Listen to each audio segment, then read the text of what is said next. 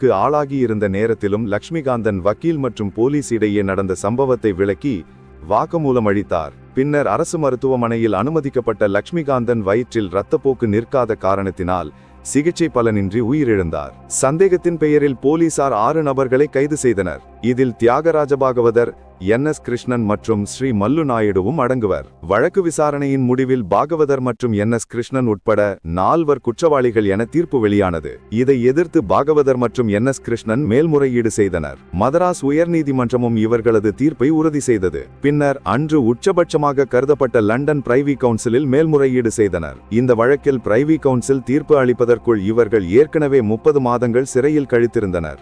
இதன் பின் இவர்கள் குற்றமற்றவர்கள் என பிரைவி கவுன்சில் தீர்ப்பை உறுதி செய்தது. விடுதலைக்கு பின் தியாகராஜ பாகவதர் நடித்த எந்த படமும் சரியாக ஓடவில்லை. இந்த கால இடைவெளி சினிமாவை பாட்டிலிருந்து வசனத்துக்கு மாற்றிவிட்டது. இருந்தும் பாகவதர் ராஜமுக்தி என்னும் படம் எடுத்தார். ஆனால் படம் வெற்றியடையவில்லை. மனம் கலங்காத பாகவதர் சுதந்திர தினத்தில் வானொலியில் அபாரமாக கச்சேரி செய்தார். தான் ஒரு தேர்ந்த இசைவாணன் என்பதை நிரூபித்தார்.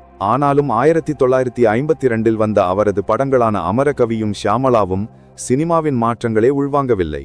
சினிமா அவரை புறக்கணித்தாலும் இசை அவரை கட்டி அணைத்தது.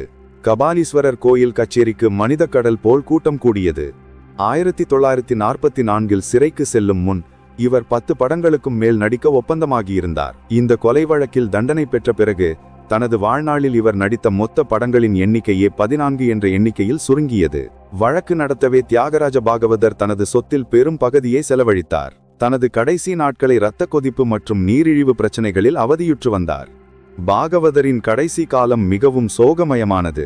வீட்டு வாடகை கூட கொடுக்க முடியாத சூழ்நிலைக்கு அவர் தள்ளப்பட்டார். மருத்துவத்திற்காக கூட யாருடைய தயவையும் அவர் நாடவில்லை. பல திரைக்கலைஞர்கள் விழா எடுத்து நிதி திரட்டும் ஆலோசனையை கூறியும் அதை ஏற்க மறுத்துவிட்டார். சிவகாமி படத்தின் இறுதி காட்சிகள் கோயில்களில் எடுக்கப்பட்டது.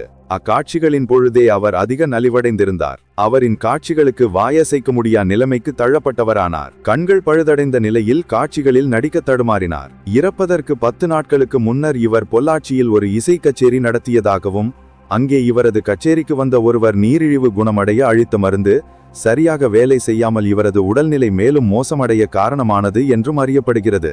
1959 அக்டோபர் 22ஆம் நாள் மதராஸ் அரசு மருத்துவமனையில் அனுமதிக்கப்பட்ட பாகவதர் 1 வாரம் சிகிச்சை மேற்கொண்டார். ஆனால் சிகிச்சை பலனின்றி நவம்பர் 1ஆம் தேதி மாலை காலமானார். இவர் நடிப்பில் வெளியான கடைசி திரைப்படம் 2060இல் வெளியான சிவகாமி ஆகும்.